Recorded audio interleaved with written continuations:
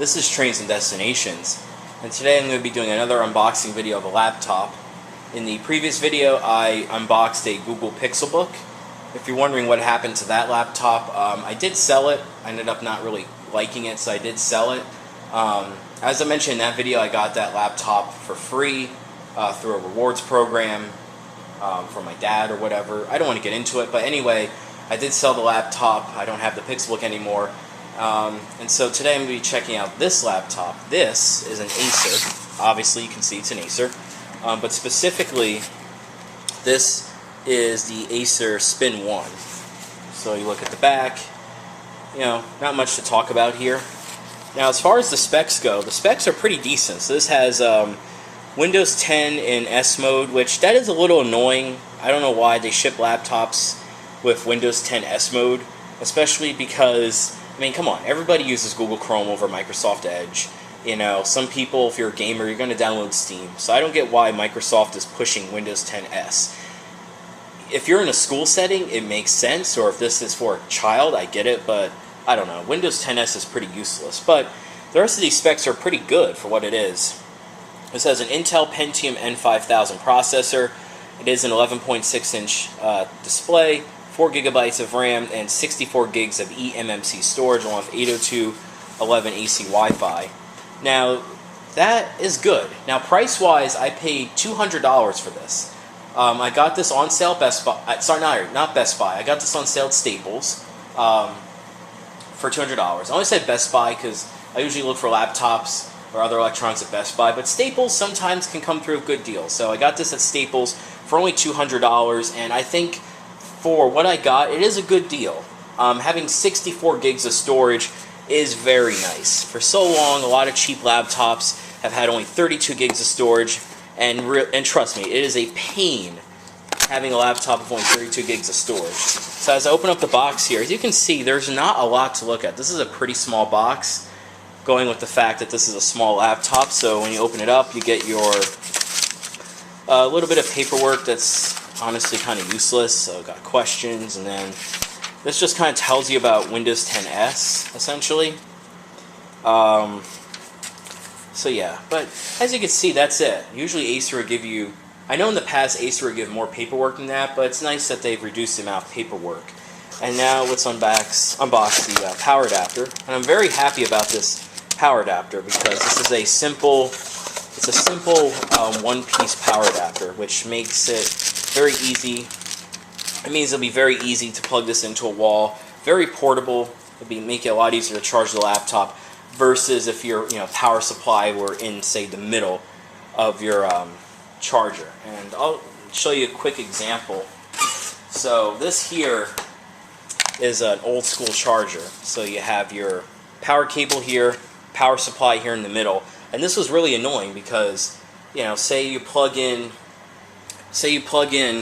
your charger on there to a wall, and let's say your desk is like out here. If the cord is dangling, this thing will just be dangling in the middle. Not to mention that it takes up a lot of space. I mean, because look how much space this takes up compared to this. This is small, it's compact. So especially when you're traveling, and I imagine if a laptop this small, it would be a very good travel companion. It's always nice to have a nice, small little charger to be able to use. So I'm very glad that Acer has that.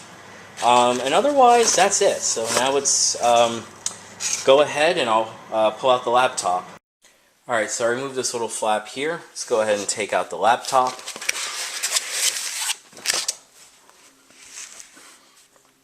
And I see that under here you actually get more guides. So, ignore my previous statement where I said that Acer limited the amount of paperwork. They give you a lot of paperwork. But to be fair, this is a setup guide, FCC stuff, so warranty booklet. So I mean, it's standard stuff, and this just tells you just idiot stuff. Anyway, so let's get the box out of the way. And let's take off our foam. Nice quality foam, so in transit this thing obviously would not get damaged. I mean, this is a pretty sturdy laptop anyway. And then take it out of this little sleeve here. And there we go. And there's our laptop. Design-wise, it's made out of plastic, but it feels decent. Let's open up the lid here.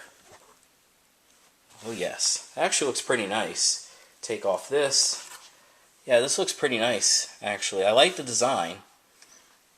I mean, nothing special. I mean, it's just a black laptop, but here you can see your Intel Pentium badge. And honestly, the newer Intel Pentiums are really good processors. Like, back in the day, you know, the idea was that if you wanted a laptop that could do really anything, you needed at least a Core i3. But nowadays, especially with the Pentium N5000, it is powerful enough to where, for essentially internet browsing, even light productivity work, it works quite well, I'll say. So this is a really impressive budget processor here. Obviously, this is way better than any Celeron processor or Atom. And honestly, you know, unless you really plan on doing like gaming or heavy video editing, you don't really need a core. You know, the Pentium will do just as good of a job. So anyway, this is known as the Spin one, so I'm not going to tilt it back, but like not all the way. But as you can see, it does almost pretty much. It can lie flat. You can tilt it around. You can use it as a tablet. The hinges are pretty sturdy. I do have this on a bed though, so let's move it on a solid surface real quick. So move on top of my printer, and as you can see, not a lot of hinge wobble. Some of these laptops suffer from hinge wobble, but this one, it's not that bad. And as far as holding it, it feels very sturdy, I'll say. This feels quite sturdy. So let's talk about the features, and then we'll go over the laptop. So it says it's ultra slim. Obviously, it's convertible. Front-facing speakers. Yes, it does have front-firing speakers there and there. I mean, the speakers, as you can see, are really tiny. Like, all these holes here are fake. Those are the actual speakers. So I'm pretty sure it's not going to sound that great because these speakers are tiny, but hey, they're front-firing speakers. As far as the design goes, I think this design must be a few years old because these bezels are pretty big. They're not the biggest bezels I've seen, but they are definitely on the big side. The keyboard is a standard keyboard layout. The trackpad is standard. It is Windows Precision, so that's very good.